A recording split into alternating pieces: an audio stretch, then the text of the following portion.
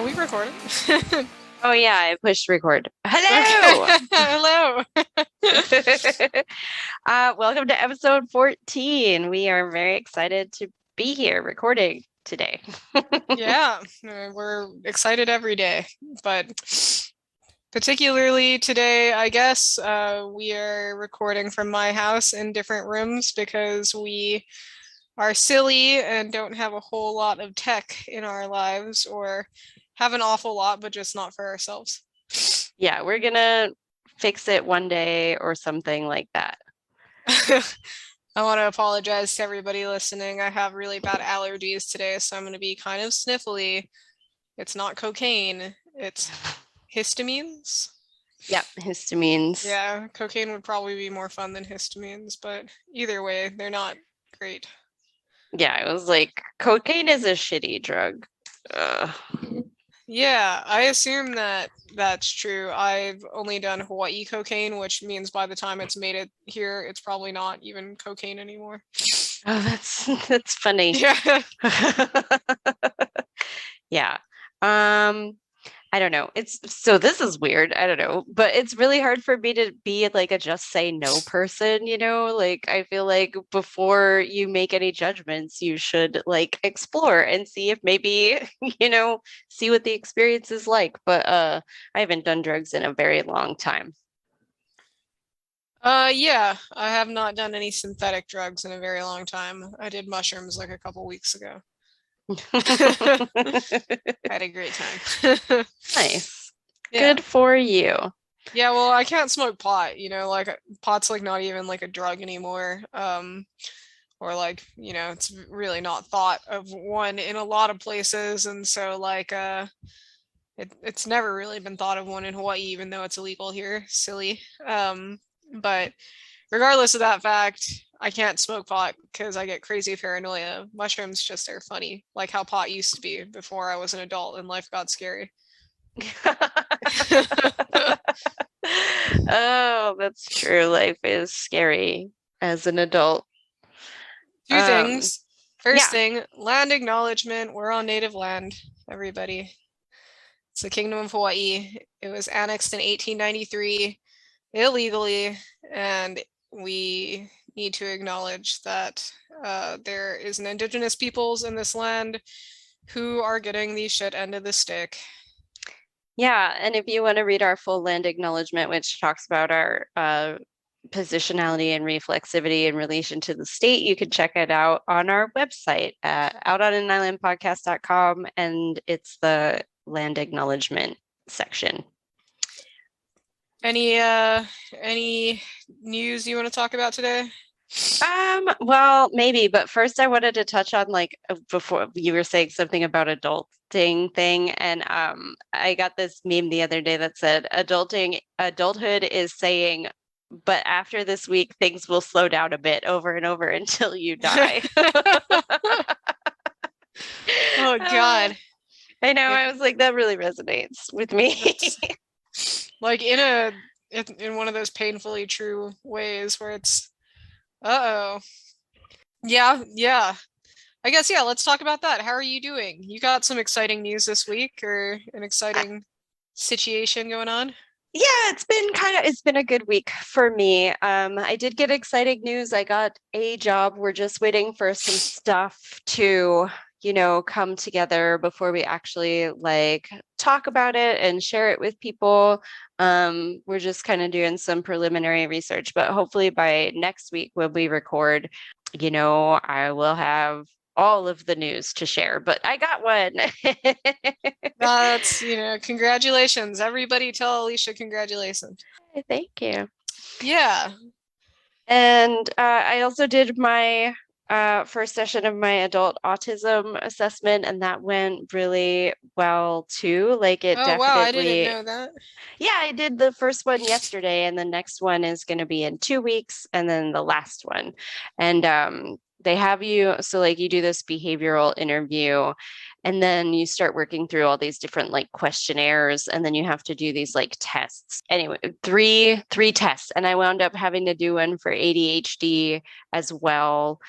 And the person who was doing my assessments said that they think that I have dyscalculia and dyslexia as well. And I was like, oh, that's crazy. Like dyscalculia, which is like where you transpose like numbers and symbols in math, and it actually made like a whole bunch of sense when she said it, because like I would know how to do things but I couldn't show it in my work, and I did really bad on tests because I would mess things up. And like the biggest thing that I remember is like there's less than and greater than, and like they have these symbols, and I got every single question wrong when I did that in like elementary school because I reversed to them.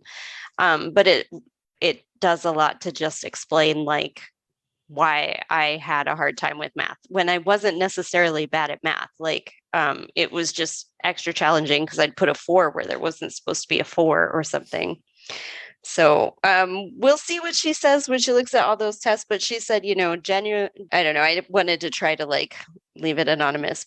She said by the time that people get to the stage where they are doing an assessment with her, they pretty much are on the spectrum and things are like tracking in that direction. So that felt really good.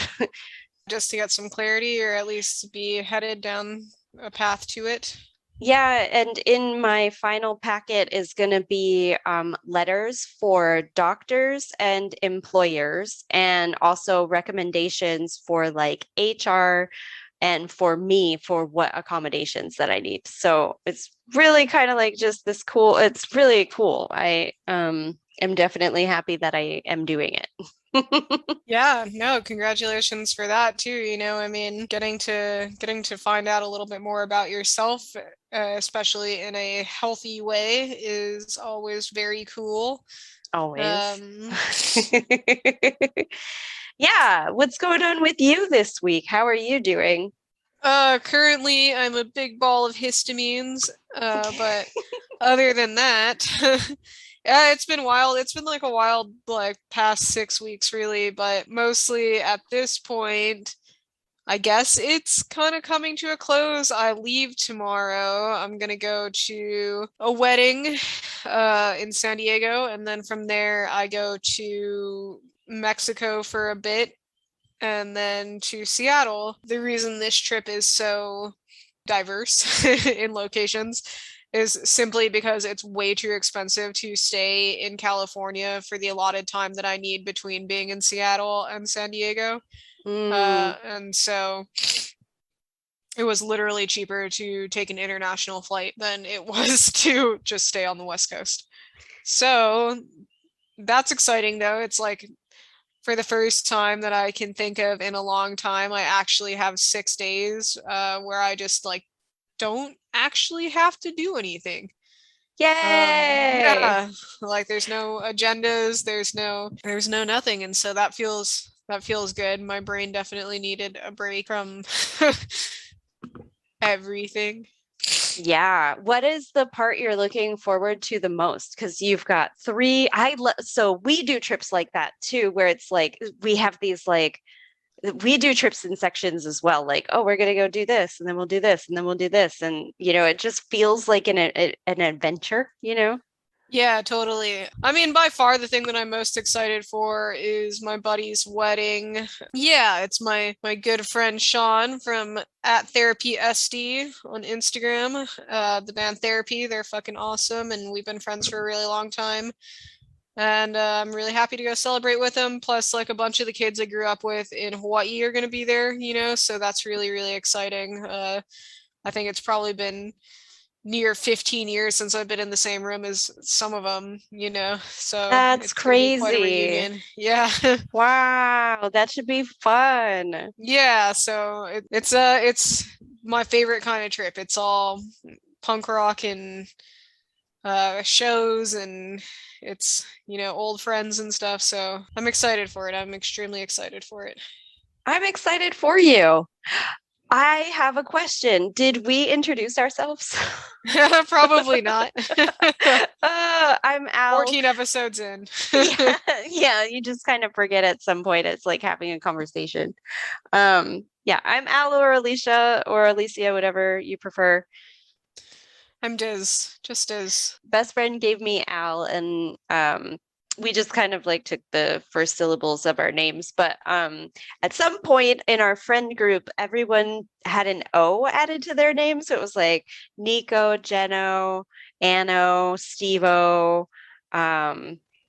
And then they didn't want to call me Aloe because they didn't like it. So they called me Uncle Al. And so who that's who I've been like that.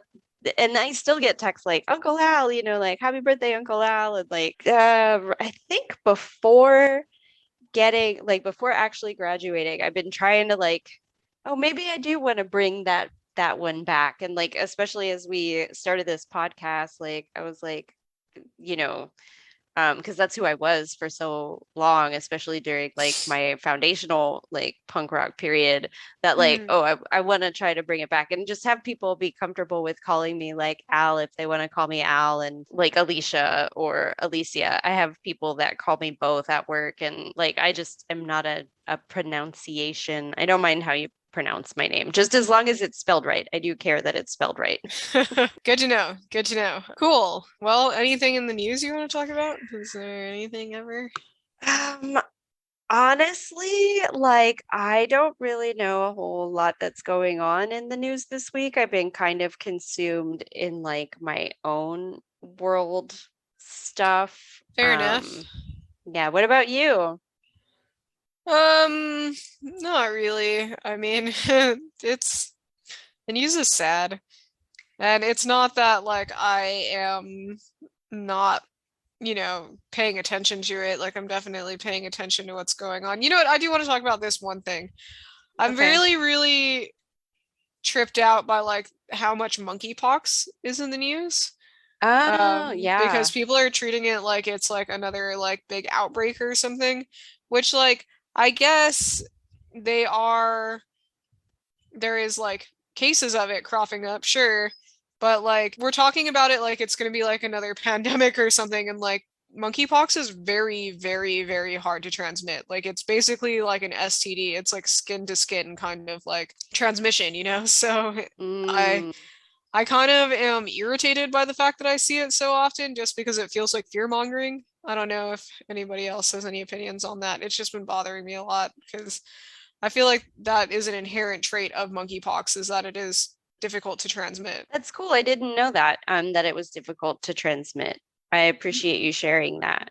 Yeah, I mean, even a lot of the public health announcements that you hear about it, like they say to be like weary of or like just aware of the fact that like cases of it have cropped up, but like that you're probably not in any real danger of catching it. So I just don't know why it's in the news so often. I guess maybe Mm. it's because we're not talking about COVID anymore, even though like I feel like should we be? Probably. I mean, Yeah. it's not going anywhere. I get that people are sick of it or whatever, but that doesn't that doesn't change things. There actually is a story that I clicked on this week. I subscribe to Civil Beat. You listener happen to click on our show notes, you'll notice that a lot of our local news like comes from Civil Beat, and it's because I really support it as like a local news organization. They've just expanded to other islands, and there's a lot of crazy headlines this week, like about how there's these people that are illegally occupying like a pot farm, and they're like saying like, you this is our land, like you can't kick us off our land, but they like actually have to leave or else they're going to get arrested. They have like, so many days as an ordinance or whatever. Anyway, the story that I clicked on is about Sea Life Park, because on Oahu there is like a thing like Sea World, and we still have like cans and performing, we still have performing life, which is like, a lot of the aquariums had done away with like whale shows and dolphin shows, and we still have that. And like apparently the conditions like aren't improving, even though they keep getting money for like small improvements. And so it's like not necessarily an opinion piece, but it's like just talking about like the problems that we have keeping sea life. And like at Sea Life Park Hawaii, we've surpassed like we're like the number one in cetacean deaths and total marine deaths Oh fuck. since opening. Yeah. So that's more than Miami Aquarium, more than That's so fucking SeaWorld. depressing. It is. It's so depressing. And like people were saying, oh yeah, some of these conditions that were present since 2015 are like still there, and like I don't know, it just is very sad. And I That's wanted to not, know more about it. yeah, that's not fucking surprising to me at all, dude. Like, Hilo Zoo, the Paneva Zoo, like Mm. they're trying, they're free for visitors, and it's not like they are really terrible in so many words, but they would be much better serving as like a botanical garden, I think. We keep bringing in tigers and they keep getting sick and dying. We Oh, also have are this Sriracha sick? I don't know if the new ones they brought in have Oh, gotten okay. sick yet, but like literally every other tiger we've ever had here has gotten sick and died. Mm. Because this tigers don't belong here. There's all kinds of crazy things that can happen to them. Namely, right now with a lot of animals that we have in the zoo is their exposure to rat lungworm. Mm-hmm. I noticed not too long ago that they started lining the cages with like copper like Mm. frames because slugs, fun fact, can't travel across copper. Oh, I And didn't know that. yeah, their flesh has some kind of strange reactivity to it, and it like basically burns them. So like when you see like copper tracing or like framing around any plant, that's what's going on there. But anyway, rat lungworm, for anyone who doesn't know, is a parasite that is carried in slugs, and we have it in Hawaii, and it makes it really dangerous to eat greens raw. You have to wash everything really well. It's shitty, but a lot of these animals are not definitely not immune to it because they've never encountered it before, and we are just putting them in a habitat where they're like, well, of course they're going to eat raw green things, like Mm-hmm. so it's pretty shitty. That doesn't surprise me. I don't know why we even need that, sea life park or zoos or anything. Like the flora and fauna, or like the local ecosystems here are very, very they're exciting enough, I think. Yeah. Dang. One cool thing talking about parasites though, I did read this article that was really cool. So apparently, like in the tundras right now, they're finding this really cool thing in caribou where caribou are getting infected with these gut parasites, and that doesn't sound awesome except for the fact No. that it's causing them to eat a little less, which means that they are eating less plants, and ungulates do devastating destruction to foliage, especially when there's large numbers of them. They're eating That's less, and it's causing the plants to come back on the tundra. So that's kind of cool. yeah, that's really cool. It's Yeah, like a totally. awesome like side effect.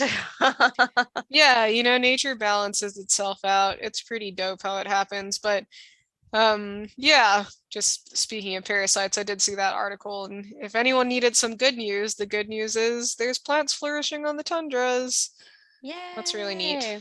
That is really neat. Thank you for sharing. And that's like a great positive thing, which is in contrast to what we're going to talk about I know today. we should really start talking about like at least one positive thing in the news every episode. I agree. I think that would be nice. I believe in us. We make changes, we Yeah, can make totally. changes. We're gonna make a change to this podcast and start talking about happy things. That's one change. Yeah. Cool. Well, let's talk about our podcast and what it's about today. Yeah. So we do have a lyric. Do you want to share that? I guess what we're going to talk about today is mainly just the question like, can you separate the art from the person or the art from the controversy that, has created this thing? Yeah. Example, can you separate Michael Jackson from pedophilia? A lot of people do. A lot of people don't think you should. You know what I mean? And so that's what we're talking about today. We're talking about that in the punk rock scene and beyond. Yeah. The titular lyrics for today is how could you stand in the display the cause of so much pain? And that's from the song Spear and Magic Helmet by the Gits. Yay. And we've talked about the Gits either last week or the week before, and they were really cool. And then Mia Zapata, right, was Yep, Mia murdered. Zapata. Yep. Yeah. And they never found her killer. Anybody in the Seattle area interested in learning more about that, or I mean, anybody interested in learning more about it, you can Google the Gits or her name, Mia Zapata, spelled Miazapata. Yeah. I mean, we have a link in the show notes for the episode that we talked about that too. Cool. So can you separate artists from their controversy on a personal level? Can you do that? I think that's a really interesting question. Like, usually the answer is no. And it's because especially if like someone does something that's so detestable, it's like, no, I don't want to support you in any way. And I feel like that's kind of the benefit of like, that are in this capitalist society. That's like where my voice goes, where my money goes is where my voice goes. It's where my thoughts, beliefs, and opinions go. And so like I've had to let go of some really cool art or things that were very personal to me, whether it was music or movies or whatever, because like, no, I just don't feel like you can separate it. And I think if you, I'm going a couple places right now. All right. So if you do separate it, you should still, like, if you can appreciate the art, then you still should know the context behind it of how it was created. And be able to like have that be a part of the discussion. There is I was doing just okay. One place I want to go is Roman Polanski because he committed, he committed crimes or whatever before I was born. He's a director, and like I love Rosemary's Baby. As to Do the I get world. it? I know. Do I get as much enjoyment out of it now, knowing like what, like that he did some shit that was not great, and that's why he lives in another country because he, like doesn't want to be like expatriated to America or something and arrested Mm-hmm. and tried. It's made his stuff really less enjoyable, but like I think because he isn't on screen or something, he didn't write Rosemary's Baby. I don't know.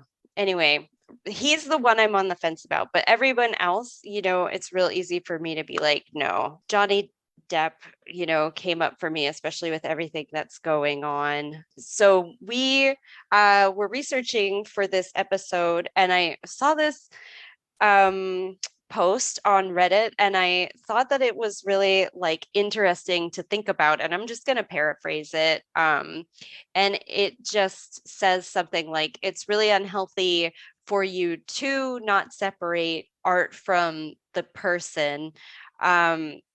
And if you just assume everyone is a bad person, then you're going to have like a way easier time in life, like basically. No, that's pretty Um, bleak. yeah, I don't know how I feel about, I mean, I don't agree with that. I do know how I feel about that. I don't agree. I don't Yeah. agree with that. From a personal place, can you just generally separate a person from their like shitty shit? Um, I think there's varying degrees of shitty, right? So like that is one of the biggest discussions that gets had when you start talking about this subject as a whole, because there are so many like multifaceted layers to this conversation. Like is there a difference between like pedophilia and like beating your wife? Like there is a difference because, obviously like pedophilia would probably be more severe on like a Richter scale of like fucked up, but like they're both bad, right? Yeah. Um like neither of those is good, so it comes down to like a lesser evil kind of situation. And so like I think that is the biggest conversation that gets brought up when you discuss this topic. I think lines get drawn for me in terms of like whether or not oh, whether so this is where it gets really hard. Michael Jackson is a great example, right? Because Michael Jackson was obviously a pedophile and the world forgot about it when he died because he was a very celebrated musician. And he was a talented man. That's not the issue here. Yeah. But like the issue is, did he molest children? Yes, he did.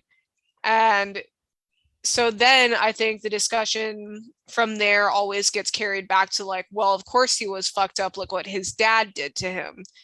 But I think it's pretty easy to argue that most people with that tendency were probably molested by a parent or family friend or just some adult in their past. You know what I mean?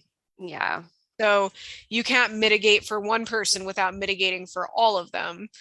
And so for me, it's kind of like I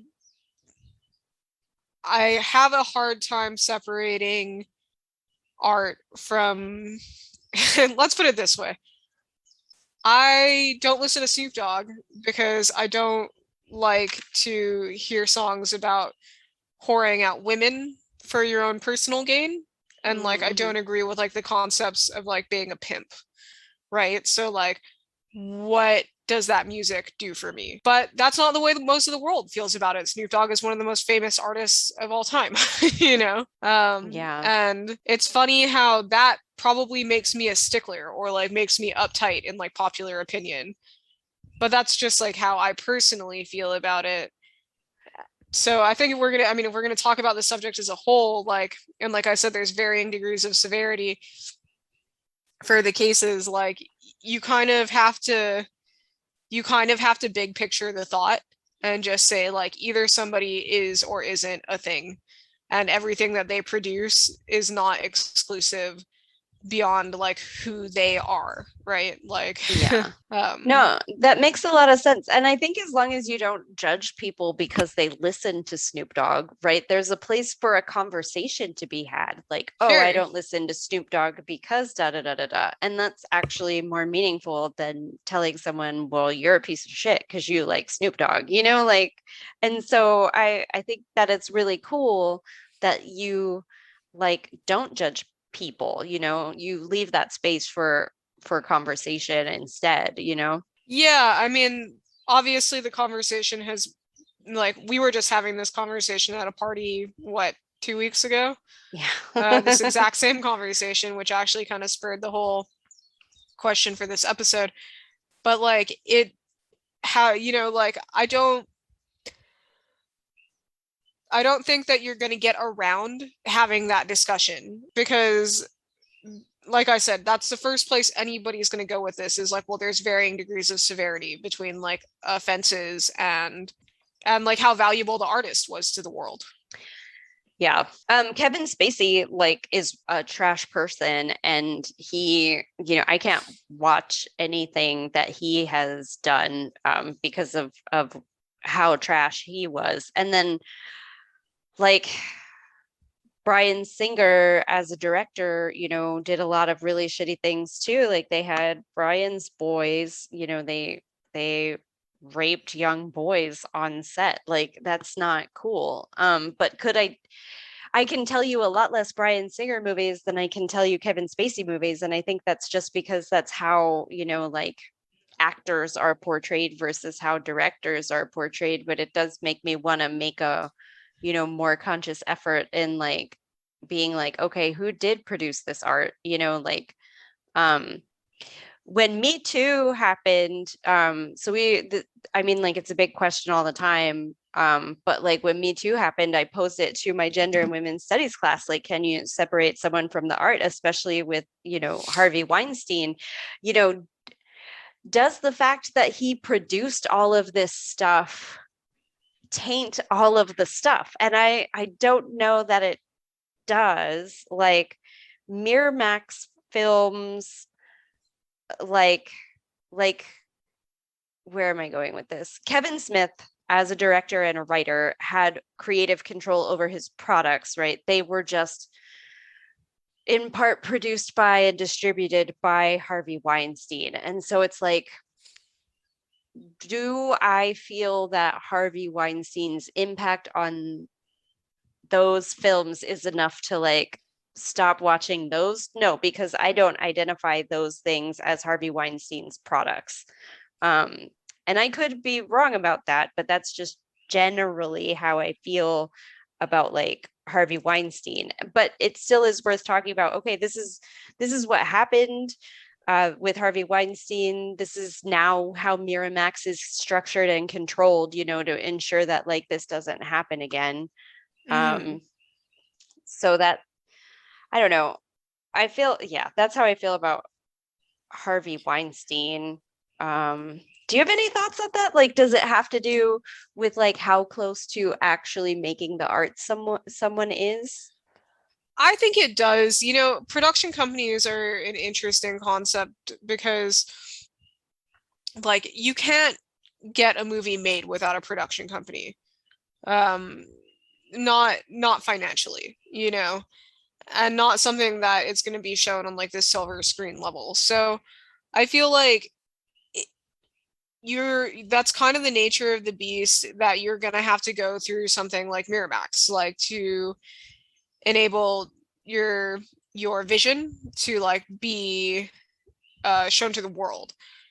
And so I don't know if like it's necessarily fair to the people who wrote this movie, like the people who wrote like the screenplay, you know what I mean, and like the script and like the directors, to demonize the entire creation because it got pushed through a production company that was run by a piece of shit. You know, Yeah. like when they are conceptually like making their art, I don't think that they're worried about like finding a production company, and maybe they should be, like maybe the world should be more conscious of this, but until recently I don't think we ever considered it, to where like we should be like, oh, I better make sure that like my production company is, you know, in the on the up and up. Like I don't think that's like really part of the process, you know. It would probably be a better world if it was. Yeah. And it would probably be a much, you know, less filthy Hollywood if it were. But I just don't think that you can demonize those people for not having that be part of the process and getting their vision made. Yeah.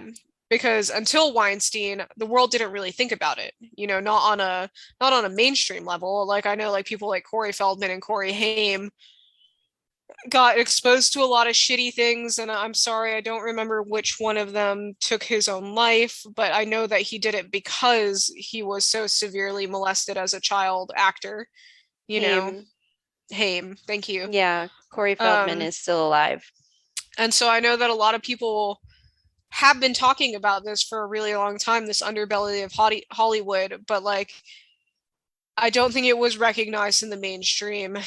And so maybe now that it is, we can start expecting more people to want to source out, you know, more well-to-do companies, or like, but like up until this point, like anything that's been made in the past, I don't know that we can demonize anybody who went through Miramax. Yeah, I kind of feel the same. So being a punk rock podcast, right? We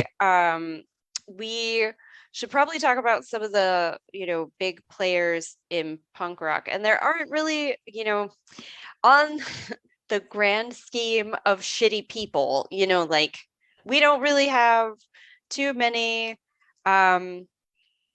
Well, I'm like, until you get to pop punk, I don't even know what to say. So the first person that comes up for me when you and I talk is like your detestation of Fat Mike, right? Yeah. So Hate him.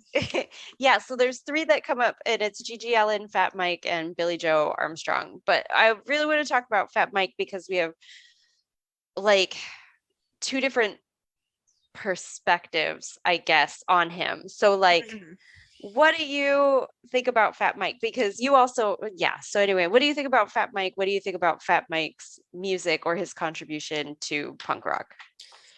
So what I think about Fat Mike and his entire music catalog, Well, I'm going to tell you the first thing that I'm going to tell anybody is I can't stand his fucking voice, which is like reason numero uno. I do not listen to NoFX.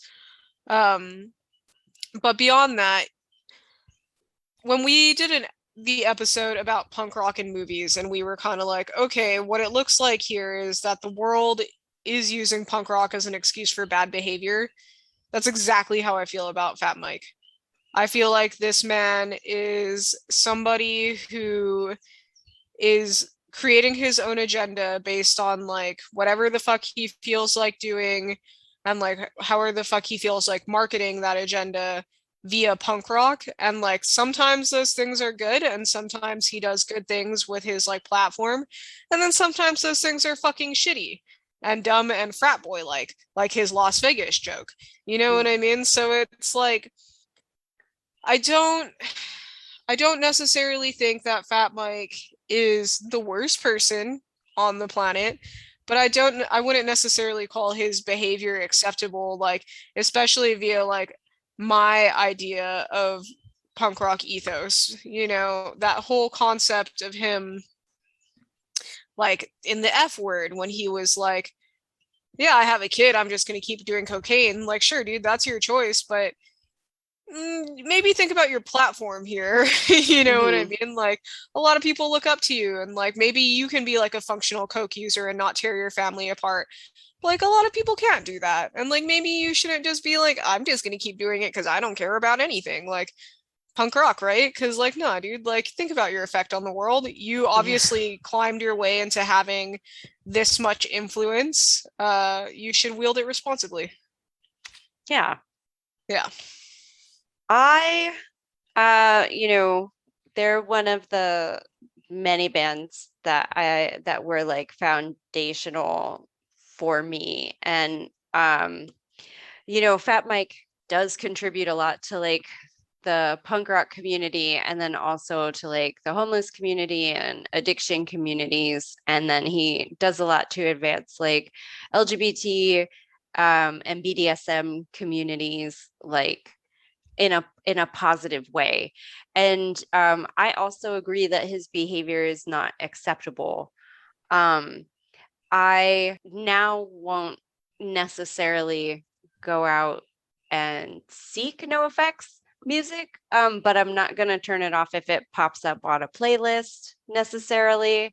And, you know, when they came to Oahu, I think in 2014, you know, we don't get a lot of like really big punk rock bands in Hawaii. So like I went and it was just like packed and like I moshed for the first time and like I did know almost all of the songs and I just had like such a great time. It was such a great time and like it just felt really good. So I'm not gonna hate on NoFX either. It's just this weird, that's a weird one for me because it's like I haven't sorted out my feelings on it yet. I think it would be the best way to say it. You know, like his behavior is not acceptable. But I can't separate him from the music at all, like, you know, at all. Yeah, I mean, there is especially like any band that survived like through the course of longevity, like NoFX has, you know, like they definitely do so on having a certain what's the word I'm looking for? Like a certain something that makes them them, right? Like a particular trait that has survived the generations. For social distortion, it's Mike Ness, who also is kind of a piece of shit. Yeah. You know, but like I would say NoFX has Fat Mike, which like keeps fucking NoFX being NoFX, you know what I mean? Or like social distortion is still social distortion because Mike Ness is still in the band.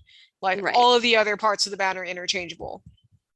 But if you got rid of Fat Mike, then NoFX probably wouldn't be NoFX anymore. Yeah, I think I can agree with that.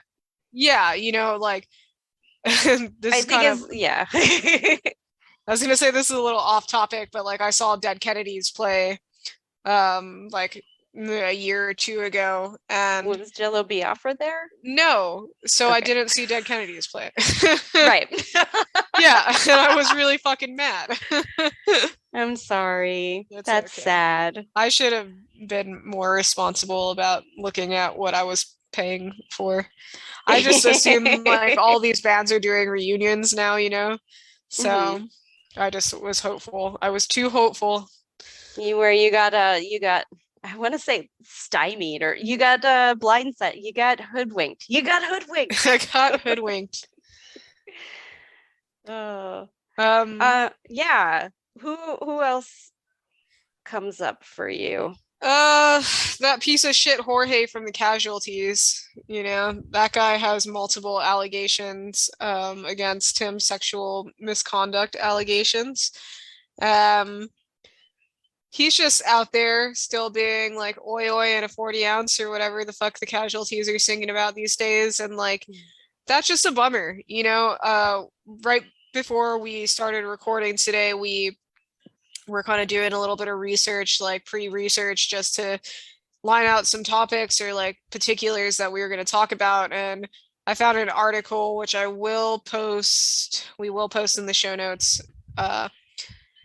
that was specifically about a history of like sexual misconduct in the Warped Tour, which makes sense because they're basically a bunch of fucking frat boys, right? A lot of those bands, because that was the era, like the early 2000s, and this is where we're gonna, I guess this is a good time to jump into like that pop punk like sexual allegations thing. But regardless, you know, bands like the Casualties and stuff started becoming Warped Tour bands when punk rock became like more mainstream, especially in like the late 90s, early 2000s.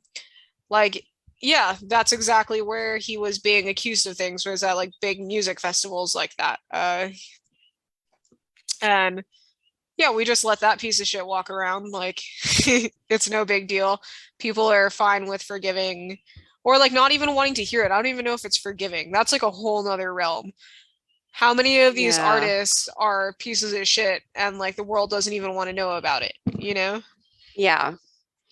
Yeah, so there was a thread that, you know, once we settled on like this is what we're going to talk about today. I was like, well, I don't really know too much about what's going on in punk and stuff. So, you know, I just Googled like punk controversies, you know, punk harassment, and this Reddit thread came up that was really, really informative. Like, thank you to the people that contributed to that thread last year.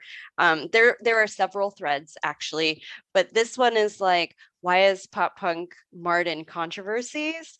And it's about this person wanted to be like a conscientious music fan and wanted to stay away from pop punk bands that are embroiled in like, you know, sexual harassment and scandal and like different kinds of, you know, rape allegations and all, you know, all the things that you should not support.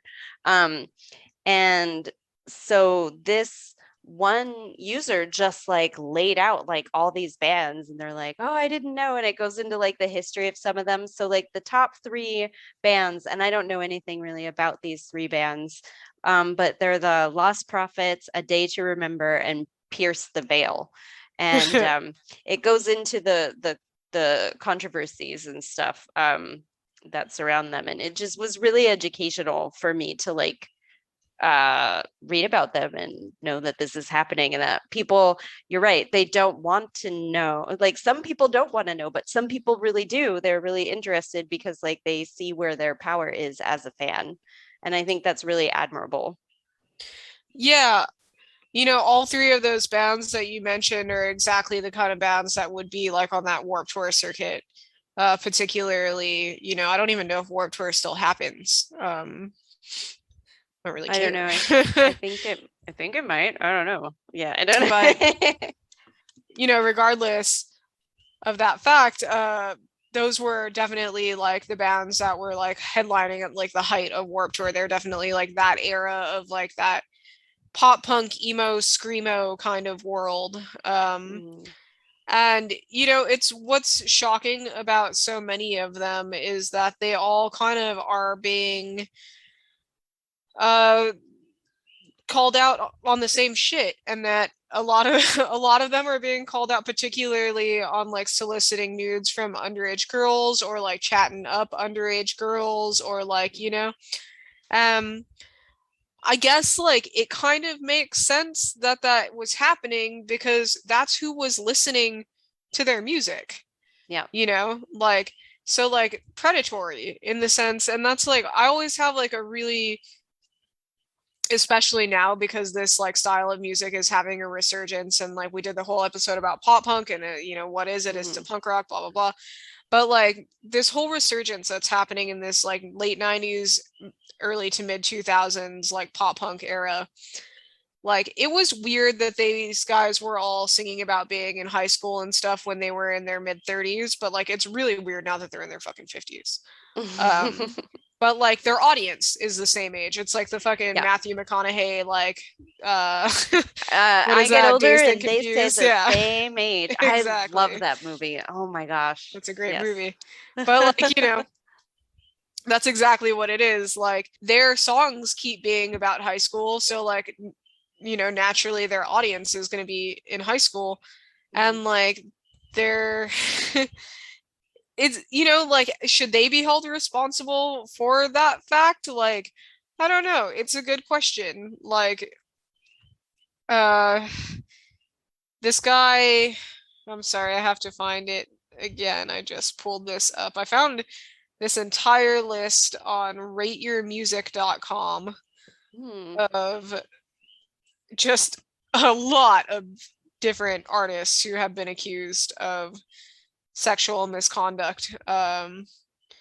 Abusers, rapists, pedophiles, creeps, and murderers is what the list is called. And that's awesome. Yeah, we will definitely post that in the show notes. Yeah, it's incredibly long. But okay, yes, Jesse Lacey from the band Brand New, which I definitely remember having a height of popularity in like 2004-ish, when I was maybe like 14 or 15. But he admitted to soliciting nude pictures from underage girls online, you know. Like so like, what do you like, I don't know, it's a weird arena, right, to like put the whole fucking style of music is weird. Why? I don't know. Wait, so he admitted to it and there still is no like consequences or backlash? Like, okay, so like two things came up for me. One I've been wanting to talk about, and I'll table it for a little longer. The one that is coming up immediately as a response to that is like, what a tragedy, what a failing of the industry to not have any kind of sort of repercussions and consequences for that. Because in wrestling, that shit was immediate. Like, wrestling went through the Me Too movement as well. All these wrestlers like that were sexually harassing and abusing women, forcing women to perform sexual favors in order to get spots on indie shows or on TV. All that shit came out and they were axed. It was instant. And like, I feel like as a community, wrestlers are totally fine with not supporting any of those people again. We don't want to see them. And the fact that there is no backlash to someone who legit was like, yeah, I did it, like, is kind of baffling. Like, yeah, you know, the really gross thing is like I said, the resurgence that's happening in this like particular genre of music right now, like, is so, there's so much nostalgia surrounding it. Like, look how fast, so like When We Were Young, like Fest or whatever, which I'm pretty sure is just Fire Fest for like fucking pop punk kids. But like, whatever. My point is that like that whole nostalgia, that whole nostalgic scene, like that is the very thing that is like forgiving these fucking dudes for what they did, because people liked feeling that way when they were young. You know what I mean? Like, that is the audience that they were singing to that's what I was saying, like when they were in their mid-30s. And so it takes them like back to this like very nostalgic feeling of just like, oh, remember when you were a teenager and like heartbreak was super severe and like your emotions were so valuable to you and like all of these things. And that's my point. That's what I'm trying to say about these bands who are coming back to do it again, like, but now they're in like their 50s or like 40s, I guess, closer to their 40s. But like, my point is like, it's weird. It was weird then to like have like a very specific bubblegum kind of audience, like they were fucking in sync or something, because basically. And I guess like rock and roll's always kind of been that way, like David Bowie and like has that whole sexual allegation and taking a 14-year-old's virginity. And like Motley Crue has an endless amount of sexual allegations. So like, yeah, I guess if you're like any pop star, you'll always have that power, or like that. Yeah, power is a good word for it. Yeah, but it's just weird. Like it seems predatory by nature.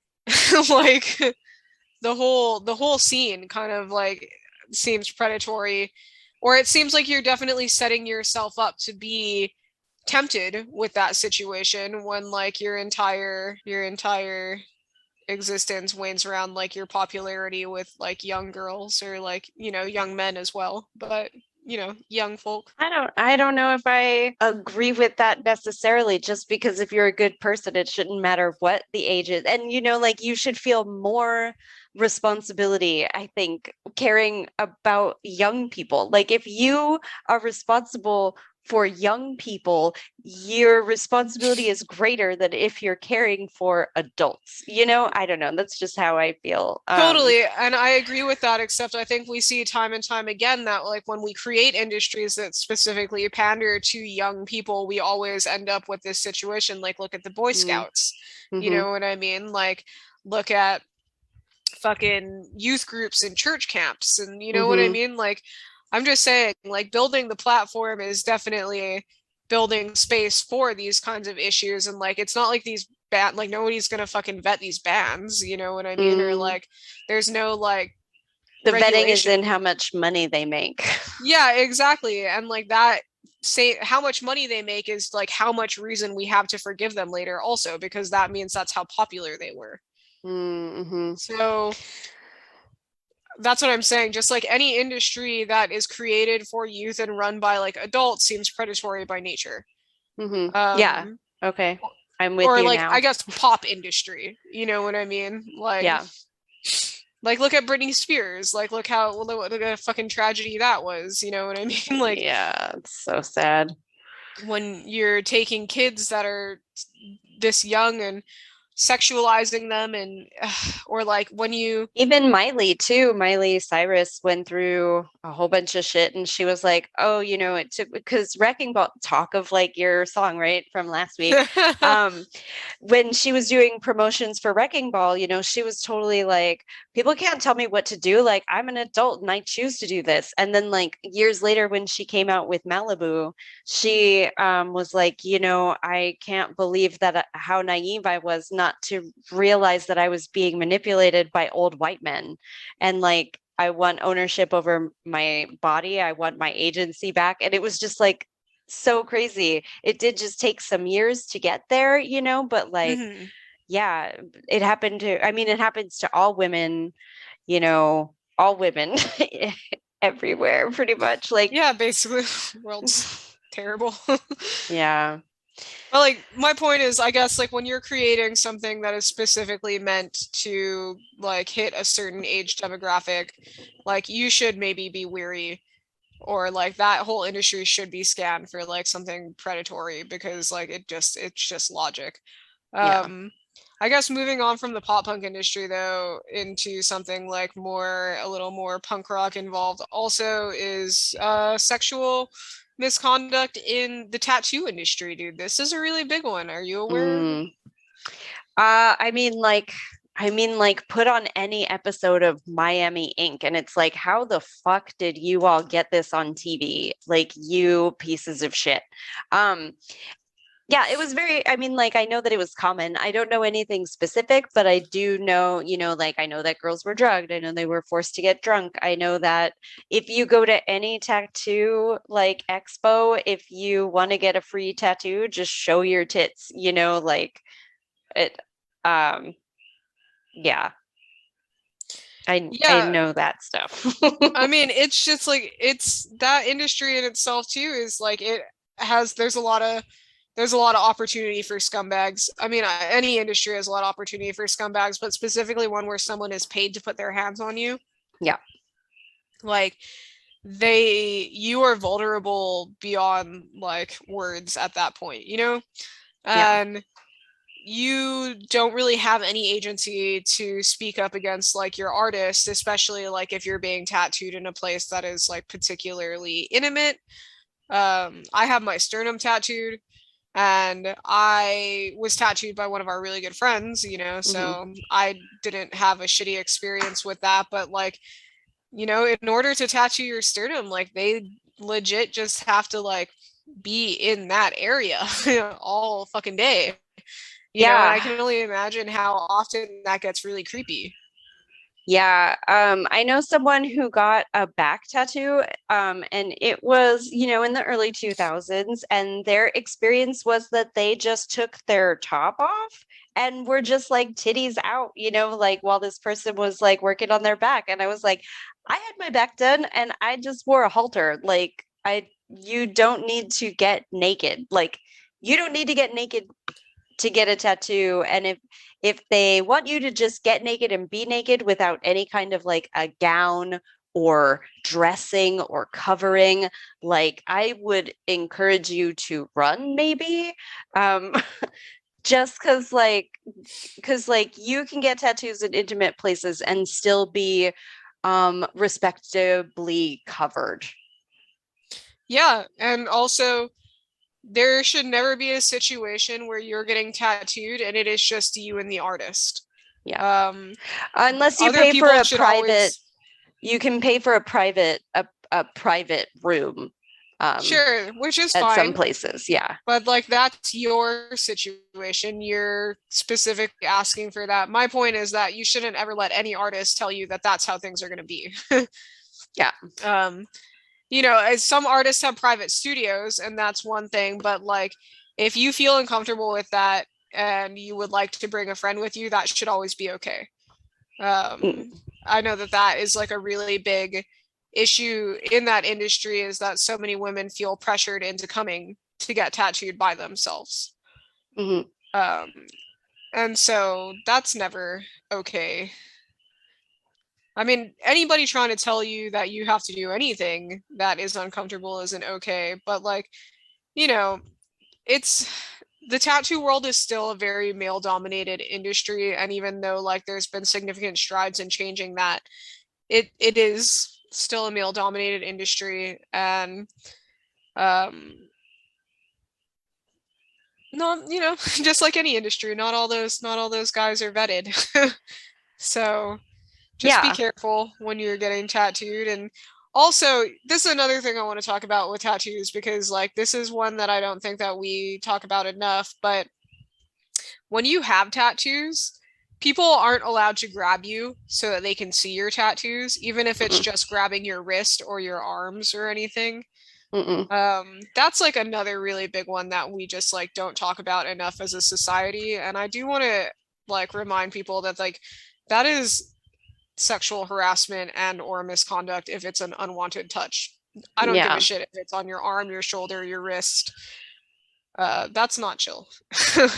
Yeah, agreed. um yeah.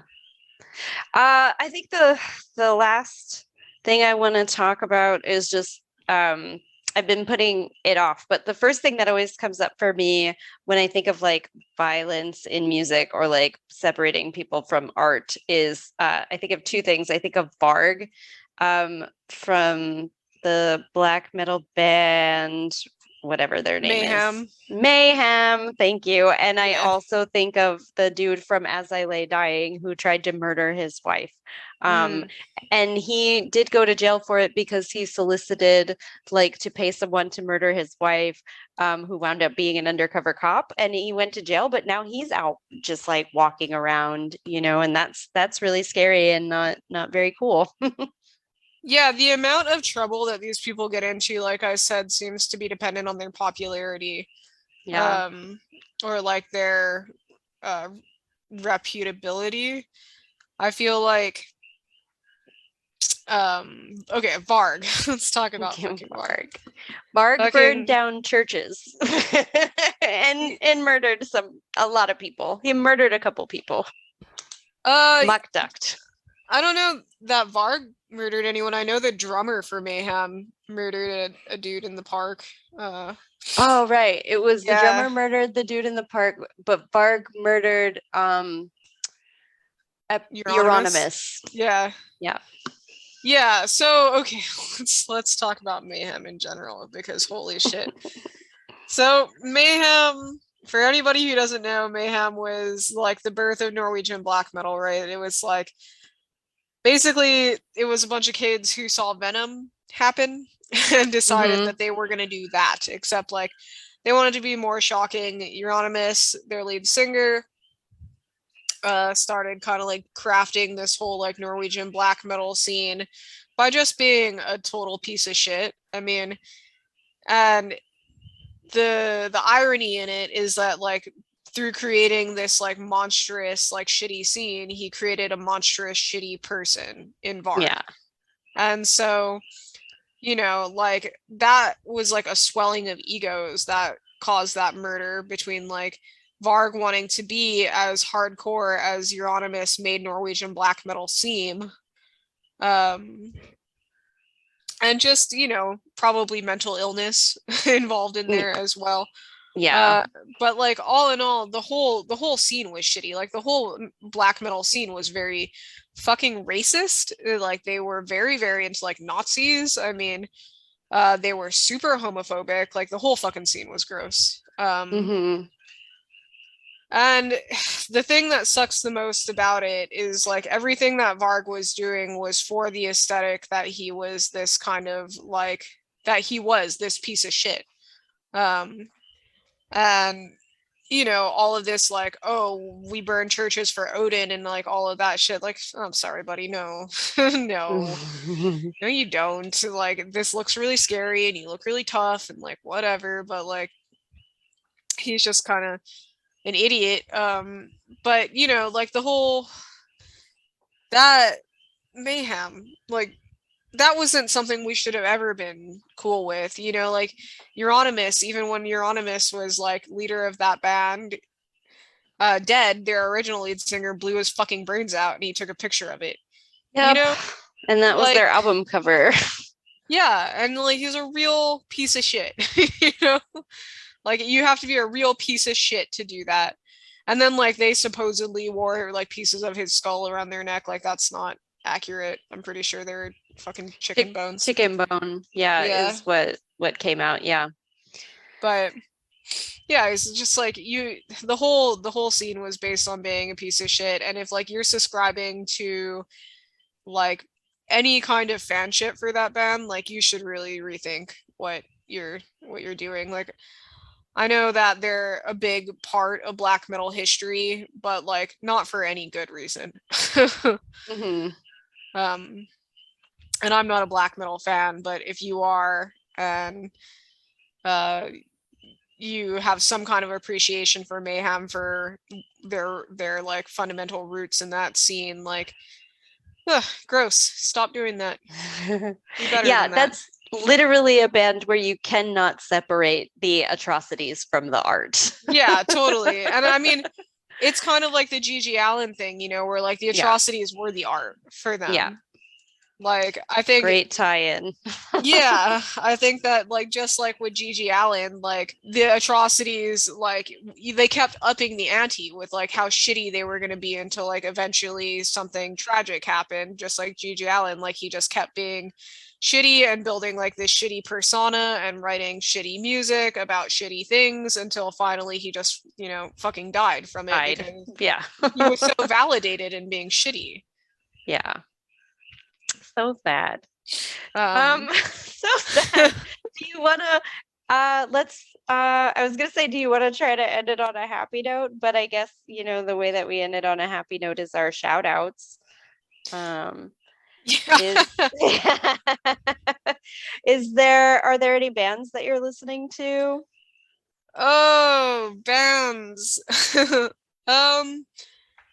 There's always bands that I'm listening to. I would like to shout out punk bands. Ooh, I feel like I want to shout out. My mind is drawing a blank. Do you have anything? Can we pass and come back to me? Yeah, I totally do. So the other day I was cruising our Instagram and my favorite band, Strung Out, posted this flyer from 1995, and it was like them and DFL and Jughead's Revenge. And I was like, man, now I want to listen to some Dead Fucking Last. And so I want to shout out DFL and My Crazy Life. Also, I think they're all doing a show together again, like soon-ish, which I just think is really cool. So DFL stands for My Crazy Life. There's a tie-in with the Beastie Boys. Adam Horowitz like produced it. The album is My Crazy Life, and they did a re-release for their 20th anniversary, and like we're so fucking old that it's gonna hit its 30th anniversary in 2 years. So that's just really crazy. But yeah, give it a listen. They're a very fun band. One thing that we kind of shouted out on our Instagram that we should shout out in this episode is the first ever Punk Rock Saves Lives festival is happening, guys, in Denver. Oh, and I'm trying to find the exact dates on that. I wish we could go July 23rd and 24th. It's July 23rd and 24th in Denver, and I don't recall where it's at, but I do know that tickets are $25 a person, and if you want to do VIP, I think it's like $50 a person.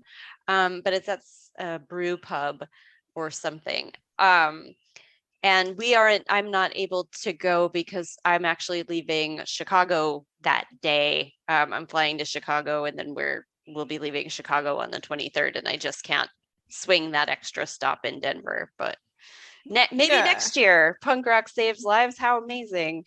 Yeah, congratulations to Punk Rock Saves Lives on your first ever festival. That's fucking cool, guys. And if you're in the Denver area or surrounding area, check that festival out. Yeah. And go support a really good cause and a really cool nonprofit. Yeah, definitely. I found a band I wanted to shout out. I had to like look back through like my phone of what I've been listening to this week. Nice. I want to shout out the band Bacchus. They are from Galway, Ireland. They are a DIY crust hardcore band.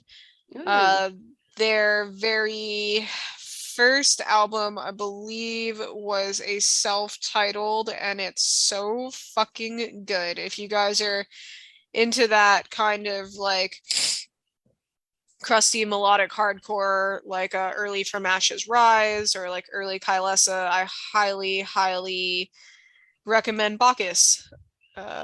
You guys kick ass. Thanks for making good music. That is amazing.